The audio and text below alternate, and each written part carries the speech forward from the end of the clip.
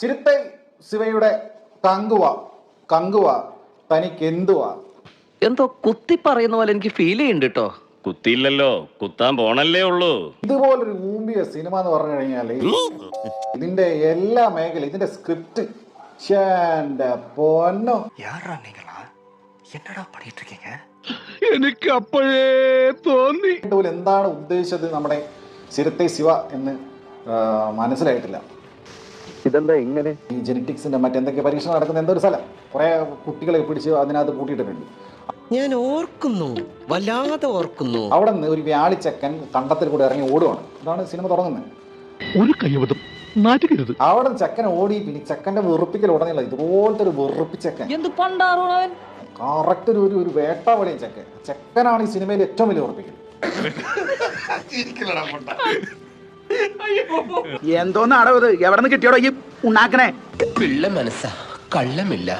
എത്ര മോശം സിനിമയിൽ കഴിഞ്ഞാൽ അദ്ദേഹത്തിന്റെ അഭിനയം വല്ലാതെ മോശമാറില്ല. ആകെ അദ്ദേഹം മുക്കി എന്ന് പറയുന്നത് സിംഗം സീരീസിൽ മാത്രമാണ്.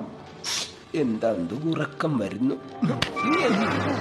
മൈദ പൊറോട്ടയും ബീഫ് ഫ്രൈയും ചിക്കൻ പാർട്സും കൂടെ ഒരുമിച്ച് കഴിച്ചിട്ട് പിറ്റേന്ന് പോയാൽ പോലും ഇതുപോലെ മുക്കൂല. അതുപോലത്തെ മുക്കൽ, ഡയലോഗ് ഡെലിവറി വളരെ മോശം. നിർത്തി അങ്ങ് അവമാനിക്കുവാണെന്ന്. ഈ ഫ്രാൻസിസ് എന്ന് പറഞ്ഞ കഥാപാത്രം യോഗി ബാബു ഉണ്ട്. യോഗി ബാബു ഒക്കെ എന്റെ പൊന്നോ. ഇങ്ങോട്ട് വന്നേ നീ. യോഗി ബാബു സൂര്യൻ കൂടിയുള്ള ആദ്യത്തെ കുറച്ച് സമയം ഇറങ്ങിപ്പോവാൻ തോന്നിപ്പോയി. അതുപോലത്തെ ഉറപ്പിക്കും. ശനി കൊണ്ടേ പോവും.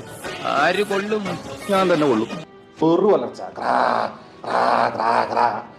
സൂര്യണ്ണ അലറിക്കൊണ്ടിരിക്കുക. രാവിലെ 4 മണിക്ക് പോയിട്ട് 5 മണിക്കാണ് പടം തുടങ്ങിയത്. അത് തന്നെ അവലക്ഷണം. ഇതാ പറഞ്ഞത്, നിനക്കൊന്നും ഇല്ലെന്ന്. അങ്ങനെ എല്ലാം കൂടെ ഈ ചിരുത്തെ ശിവയ്ക്ക് എന്താണ് ഇദ്ദേഹത്തിന്റെ കുഴപ്പം എന്ന് മനസ്സിലാവുന്നില്ല. എടാ, നീ ശരിക്കും മണ്ടനാണോ അതോ മണ്ടനെ പോലെ അഭിനയിക്കാണോ? ശരിക്കും മണ്ടനാണ് സാർ. ഈ കങ്കുവയ്ക്ക് എന്താണ് പ്രശ്നം?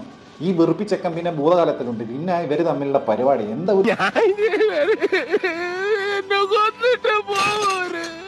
കൊല്ലാതെ എന്നെ ഒറ്റയടിക്കാൻ കൊന്നുതരാൻ പറ്റും. எந்த ஒரு விஷயத்தையும் பிளான் பண்ணாம பண்ணா இப்படித்தான்.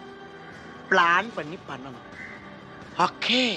ഇവിടെ കാര്യം ഉണ്ടല്ലോ, അടുത്ത വർഷത്തെ ഓണത്തിന് കുടുംബശ്രീയുടെ വടംവലി മത്സരത്തിന് കങ്കുവയെ വിളിച്ചു കഴിഞ്ഞാൽ ഒരു സൈഡിൽ കങ്കുവ മാത്രം മതി.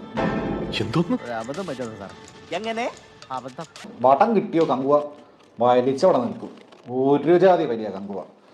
എന്തൊക്കെയായിരുന്നു? കിട്ടേണ്ടതൊക്കെ കിട്ടിയല്ലോ, സമാധാനമായല്ലോ. ഞാൻ പോകുന്നു. Bye bye.